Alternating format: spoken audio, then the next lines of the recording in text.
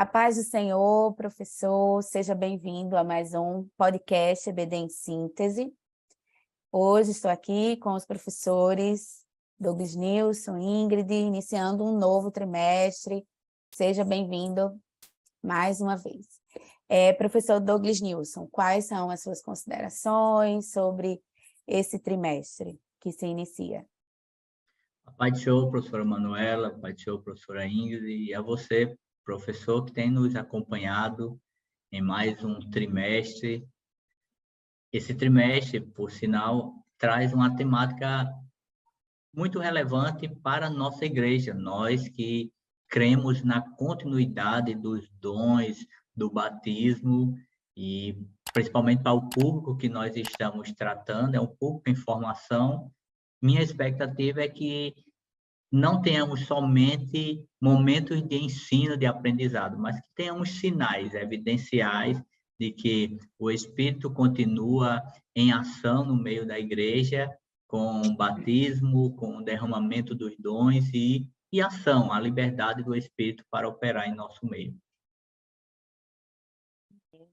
E ao longo da lição também possamos incentivar a nossa classe, você, a sua classe, a essa continuidade dos dons, a buscar.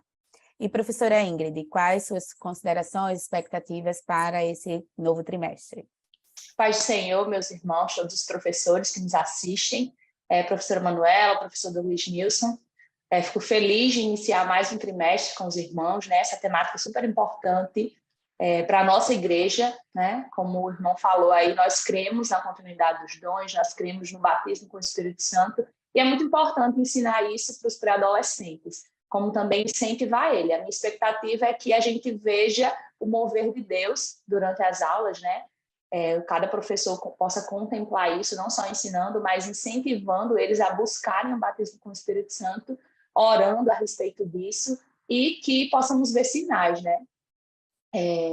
Além do teórico, a gente possa ver na prática o Espírito Santo sendo derramado na vida desses pré-adolescentes.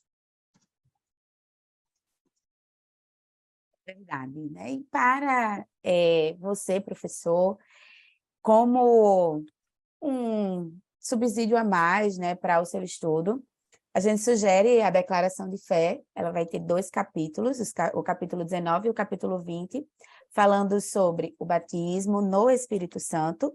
Essa é a linguagem adotada pela declaração de fé, e na lição também ela vai falar sempre em referência no batismo, né, no Espírito Santo e não com o Espírito Santo, mas que não interfere, no e com significa a mesma coisa, mas é a linguagem adotada, né? Então é importante você ter também esse cuidado. E o capítulo 20, ele vai falar mais sobre essa variedade dos dons, que vai ser referente a lições futuras, mas que é importante, desde já, você conhecer, dedicar um pouco de tempo para ampliar esse seu conhecimento. E na lição de hoje, tá? Hoje vamos ver com vocês a lição de número 2, que tem por título O Poder do Alto no Dia de Pentecostes. Então, os objetivos dessa lição são destacar a ordem de Jesus para os discípulos esperarem em Jerusalém, explicar o significado do dia de Pentecostes e, por fim, detalhar como ocorreu a descida do Espírito Santo sobre os discípulos. Considerando esses objetivos, quais são os saberes escolares, professora Ingrid? Bem, os saberes escolares são 6. O primeiro, que Jesus confirma a promessa do Espírito e ordena a seus discípulos que ficassem em Jerusalém.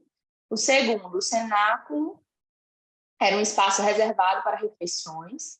Terceiro, os apóstolos receberam poder para pregar a palavra do arrependimento.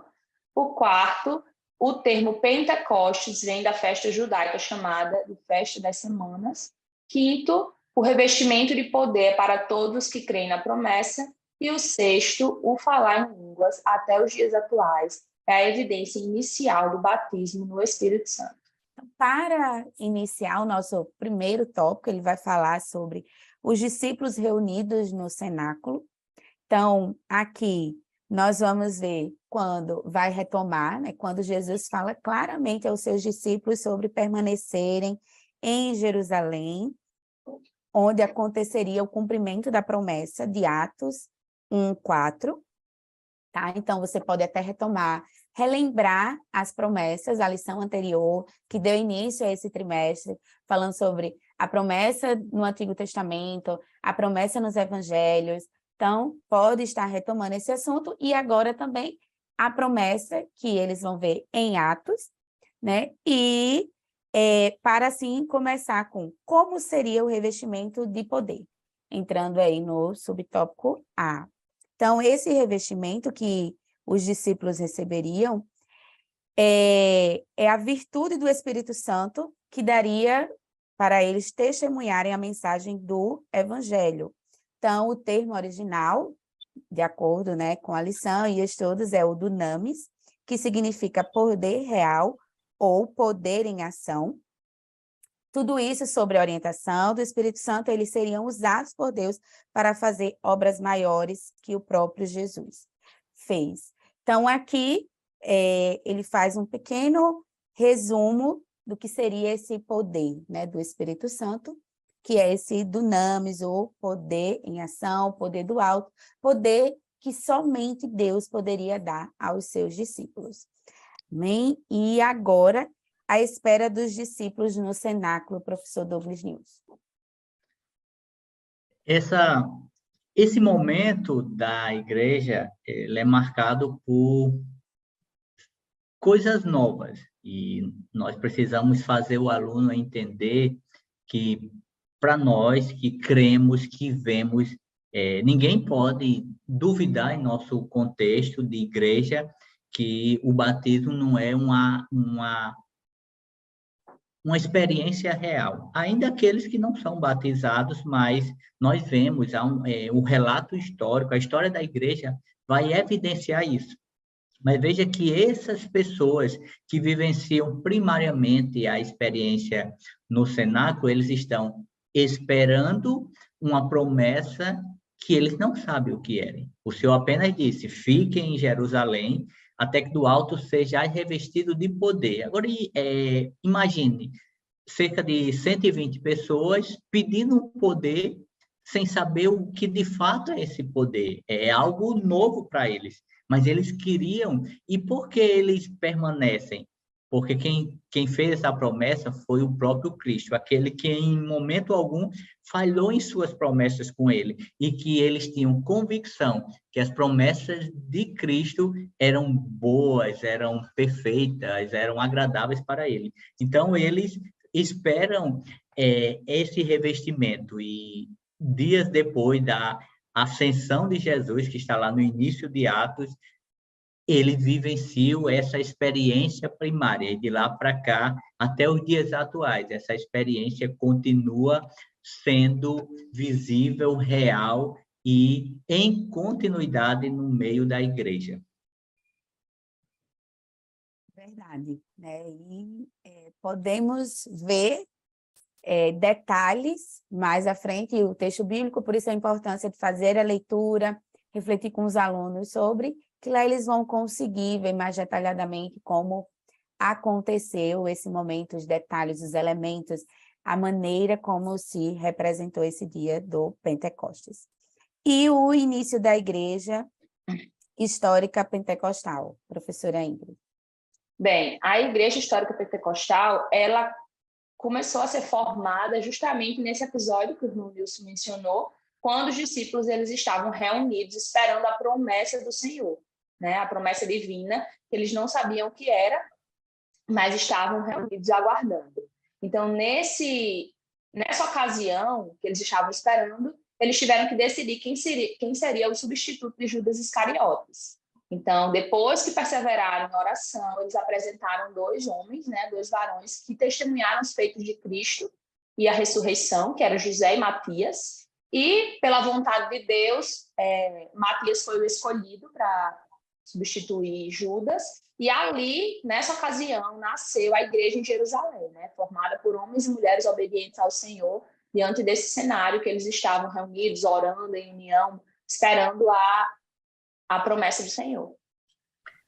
Professora, só um adendo sobre a importância desse revestimento para os nossos alunos, para nossos professores, é que havia um propósito, e a lição ela vai deixar clara isso, havia um propósito, esse revestimento de poder não era uma coisa que as pessoas iam ficar fora de si e pronto, como algo descontrolado. Havia um propósito de Deus, e esse propósito era trazer aqueles apóstolos que estavam abalados com a sua partida, com a grande missão dada por Deus de ir por todas as partes, propagar esse evangelho, que eles tinham convicção que era real, mas haviam carências, havia inseguranças, e agora esse derramamento, esse revestimento vai trazer um preenchimento na vida desses homens que lhes tornam com uma convicção, com uma ousadia, com um desejo incontido, a ponto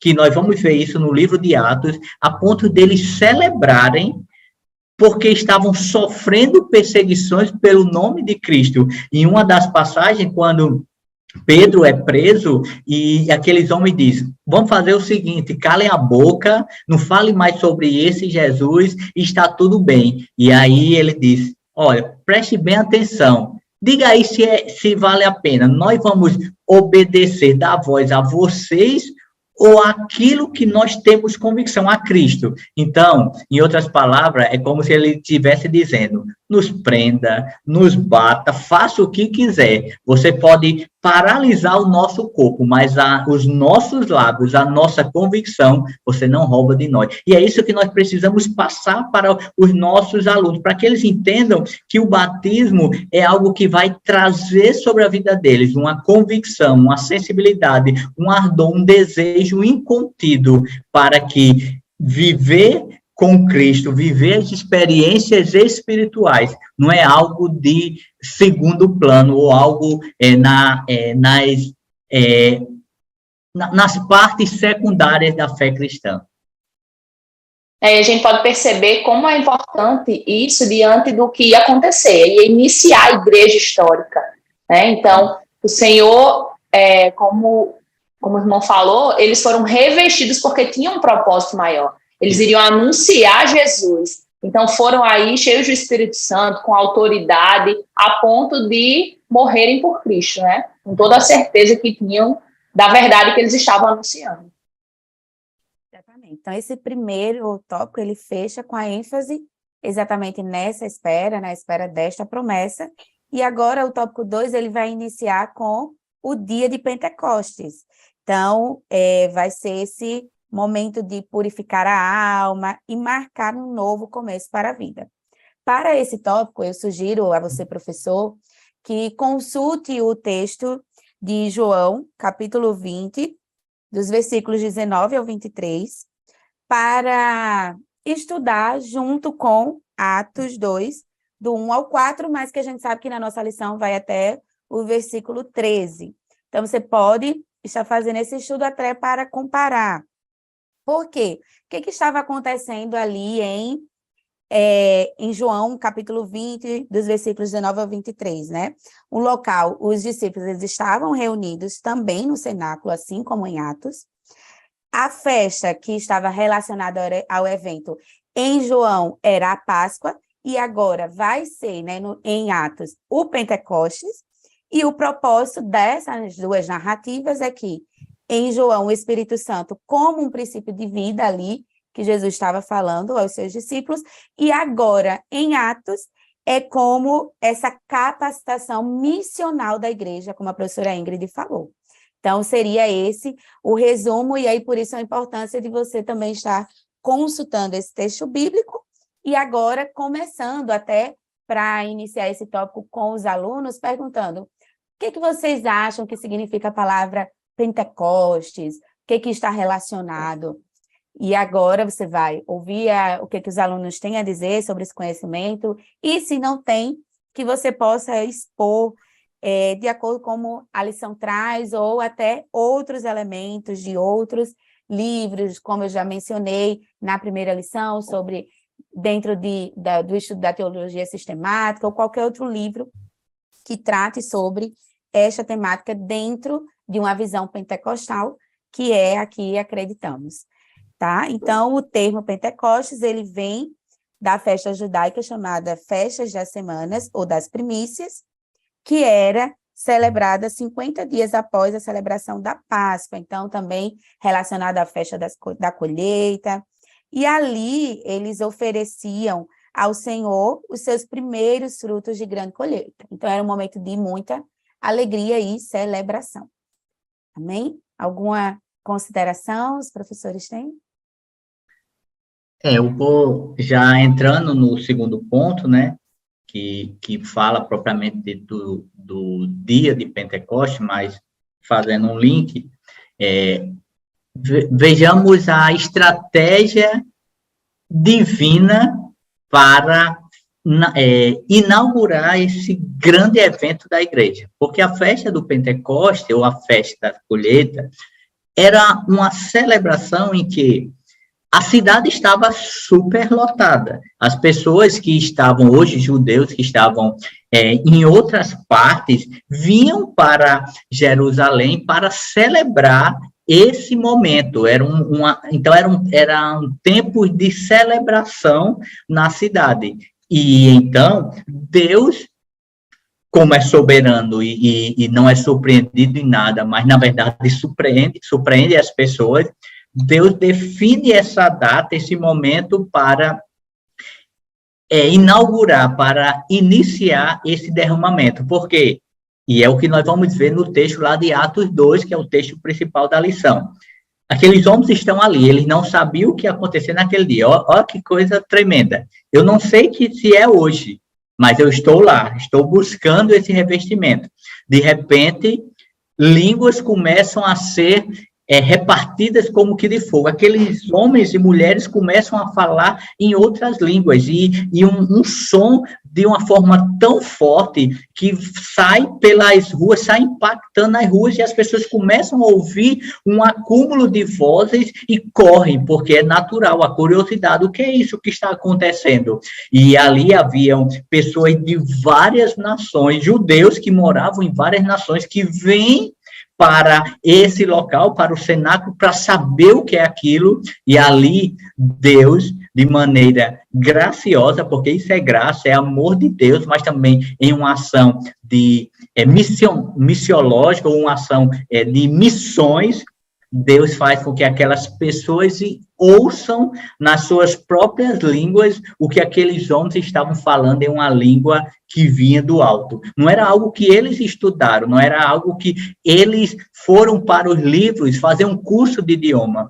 Foi algo que veio do alto e Deus falou com aquelas pessoas. E a partir dali, aquelas pessoas voltam para as suas cidades, para os seus povoados, para as suas províncias, da onde são oriundos, mas eles voltam levando uma mensagem que eles vivenciaram ali naquela data, naquele dia. E a partir daí a igreja segue a sua jornada, onde as portas do inferno não prevalecem contra ela, e quando os discípulos, muitas vezes Paulo, nas suas cartas, ele vai escrever cartas para igrejas que ele não foi o missionário, mas provavelmente esse ato, esse evento do Pentecoste levou pessoas como missionários, retornando e propagando essa mensagem. Para finalizar esse tópico, não foi um evento só para os discípulos. O que quer dizer com isso, professora Ingrid? É que a vinda do Espírito Santo, né, no dia de Pentecostes, ela marcou a igreja do Senhor, né, para sempre, mas não foi algo único só para as pessoas que estavam presentes naquele dia que aconteceu. Mas o revestimento de poder é para todo cristão, é para todos aqueles que creem na promessa anunciada por Jesus. Então, em todos os lugares, em qualquer época, qualquer idade, se o cristão ele tem esse entendimento, se ele crê na promessa que o Senhor deu e ele busca, ele pode receber sim. Então, é algo importante o professor incentivar cada vez mais, a gente vai enfatizar bem isso, incentivar o aluno, que ele pode crer, né? E ele pode pedir, ele pode orar e buscar o batismo com o Espírito Santo. Ele pode buscar ser revestido com esse poder também, porque é uma promessa que também é válida para ele, para todos nós. Isso mesmo, né? Então, terminamos o tópico 2 com a ênfase na festa de alegria, nessa colheita do dia do Pentecostes, a reunião dos discípulos aguardando pelo cumprimento dessa promessa, que agora vamos ver no tópico 3 com a descida do Espírito Santo. Então, a partir do dia de Pentecostes, os discípulos começaram a pregar pelo poder do Espírito Santo. Então, muitas maravilhas e sinais eram operados e as almas eram alcançadas para a glória de Deus, como vemos mais à frente no livro de Atos. Professor, é importante você ler essas referências, estudar esse texto bíblico, até porque, caso algum aluno faça alguma pergunta relacionada ao texto, você vai ter esse conhecimento. Amém? Então, o primeiro tópico vai falar sobre os discípulos cheios de poder. E aqui, né, os discípulos eles foram cheios do poder do Espírito Santo no dia de Pentecostes, quando o poder de Deus veio sobre eles e todos falaram em outras línguas. Então, aqui vemos como um sinal sobrenatural marcando a vinda do Espírito Santo. E aqui os elementos, né, desse sinal é que, de repente, veio do céu um barulho que parecia de um vento soprando muito forte. Então, aqui você pode até pensar em uma dinâmica que possa representar esse momento, seja enchendo um balão, deixando ir sem fechar, né, abrindo ali, vendo que o ar que estava ali dentro vai sair e vai espalhar-se por todos os lugares, tá? Então, essa é uma estratégia que você pode estar utilizando para representar esse momento em que a descida do Espírito Santo acontece e eles ali são cheios do Espírito. E, professora, uma observação importante neste evento é que o de repente, ele continua valendo em nossos dias. E é importante para o aluno porque ele pode temer ou ter algumas informações equivocadas sobre o batismo, mas Deus não tem uma fórmula mágica para batizar. Jesus não disse uma fórmula mágica, ele disse para esperar, para buscar. Então, precisamos incentivar os alunos a esta prática, a busca, e esse, de repente, pode ser na própria igreja, no seu quarto, ou até mesmo na escola. Existem inúmeros relatos, experiências, e o professor pode até abrir um espaço ou levar algumas pessoas para lhe relatar e encontrar na igreja pessoas que foram batizadas em circunstâncias distintas. Nós sabemos casos de pessoas que tomando banho foram batizadas, outras que trabalhando foram batizados. Então, não há uma fórmula mágica. Pessoas que acordaram falando essas línguas e, a partir de então, foram batizadas. Então, precisamos deixar isso leve na mente dos nossos alunos para que eles precisam... A responsabilidade deles, digamos assim, é buscar, pedir. Como vai acontecer, quando vai acontecer e onde vai acontecer. Isso é da parte do Senhor. Estou complementando o que o professor Douglas Nilson falou, né? O batismo no Espírito Santo é um batismo de poder, e o poder é de Deus, por isso que acontece, não tem um momento determinado, né? É um de repente de Deus mesmo, mas há algo importante, e por que você levar não só essas pessoas, mas até talvez falar da sua experiência, caso você seja batizado com o Espírito Santo, que nós vemos ao longo desses tópicos e da história da narrativa, quando vamos ler, é que eles estavam reunidos no cenáculo, mas eles estavam com a mesma mente, no mesmo espírito, era como se eles estivessem unidos em si, mas assim, a palavra é mais como fundidos, né? Um no outro, de modo que o pensamento, o desejo era o mesmo. Tá? Uma unidade, né? Uma unidade de propósito, né? Que era o receber esse revestimento de poder. Isso. Mas afinal, né, o que é o batismo no Espírito Santo, professora Ingrid? Só retomando um pouquinho o que já foi falado, eu acho que é muito comum os pré-adolescentes verem cenas na igreja de quando chamam para serem batizados no Espírito Santo, né? Fazem uma oração lá na frente. E é bem comum perceber pessoas que vão, mas que ficam sem orar, sem buscar, vai no automático de ir na frente. Como vocês comentaram aí, o batismo, quem dá, quem derrama o poder é o Senhor, do jeito que Ele quiser, na hora que Ele quiser, na vida de quem Ele quiser. Agora, algo importante para você receber esse batismo no Espírito Santo é crer, né? Principalmente crer.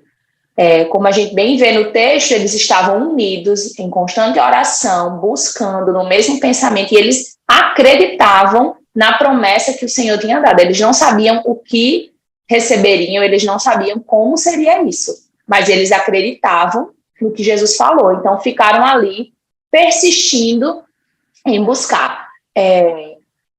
O professor, inclusive, pode perguntar aos alunos, né, se eles já foram em orações como essa, se eles já pediram pelo batismo, se eles têm o desejo disso, além de incentivar, querer saber qual é a opinião do aluno a respeito, né? E também ajudá-lo nesse processo. Como é que ele pede? Principalmente, ele tem que crer. Então, saber dos alunos, eles creem nessa verdade? Eles precisam acreditar nessa verdade e buscar essa verdade. Não só ir para uma oração e esperar que aconteça sem eles estarem nesse pensamento de união, de querer esse batismo. Então, a primeira coisa é acreditar, né? Como a pessoa poderá experimentar o poder de Deus se ela não acredita na palavra de Deus? Não tem como. Então, ela precisa acreditar para poder receber. Então, além de acreditar, né, uma vez que essa pessoa acredita, ela precisa temer a Deus, obedecer a Deus e os ensinamentos do Senhor, obedecer a palavra dele. Dessa forma, né, persistindo em obediência, em busca, em oração, na hora que ele não espera, né, o Senhor vai derramar o poder do jeito que ele quer. E a gente percebe nas palavras que Jesus disse que o batismo no Espírito Santo é um evento na vida do crente, né, que influencia a forma como ele vai servir, que influencia a forma como ele vai contribuir para o crescimento espiritual no corpo de Cristo. Lembrando aos alunos que os dons que o Senhor nos dá, principalmente para a edificação da igreja. Ele nos dá para a gente servir, ele nos usa como instrumento dele para a gente servir à comunidade, ao corpo de Cristo. Isso mesmo. Principalmente como crescimento espiritual, como a professora Ingrid bem colocou, né? Por fim, as línguas estranhas no dia do Pentecostes, professor Douglas Nilson. As línguas é a evidência inicial do batismo no Espírito Santo. É a ação visível de algo que Deus está fazendo. É diferente, por exemplo, do processo de justificação. Ninguém vê a justificação. Você, quando aceita Cristo, o Senhor perdoa todos os seus pecados, mas ninguém está vendo isso. Alguém pode chegar e dizer, mas veja bem, essa pessoa continua sendo pecadora. Como é que ela diz que agora é salva, é santa? Porque há uma ação primariamente interior que vai refletir exteriormente o processo de santificação. As línguas não, ela é uma evidência que ratifica esse revestimento, essa experiência do batismo. Mas eu estava aqui, enquanto vocês falavam, eu lembrava que a história de grandes avivamentos, muitas pessoas vivenciaram algumas experiências parecidas com aquilo que nós vemos no Pentecoste, do sentido, avivamentos, o da Rua Azusa, por exemplo, as pessoas iam para lá, pessoas que não eram cristãs iam para lá, curiosas, jornalistas que iam para fazer uma cobertura, e chegando ali, Deus falava com essas pessoas, impactava essas pessoas, e quantas pessoas não eram rendidas? Porque havia ação do Espírito, havia batismo, havia derramamento, manifestação dos dons, mas havia um propósito naquilo. Então, precisamos incentivar, como já foi dito, os nossos alunos, mas vejamos a importância do conhecimento, porque talvez o nosso aluno pense em algo muito engessado ou algo muito robotizado de ser batizado. Vem à frente, como a professora ainda disse, vem à frente, receba o batismo. E aí? Então, nós precisamos ensinar esse aí, porque esse aí é uma consequência do quanto Cristo representa para nós, do quanto é louvável, quanto viver a experiência que o Senhor proporciona para nós, buscar isso como algo que o Senhor prometeu e viver isso como forma de desfrutar daquilo que o Senhor tem para a igreja do Senhor, para nós, e isso está independente de idade, de status social, de localização, de condições momentâneas, porque é para todos os que creem. Se eu creio, se o aluno crê, se o professor crê, nós temos um ponto de partida. Como vai acontecer?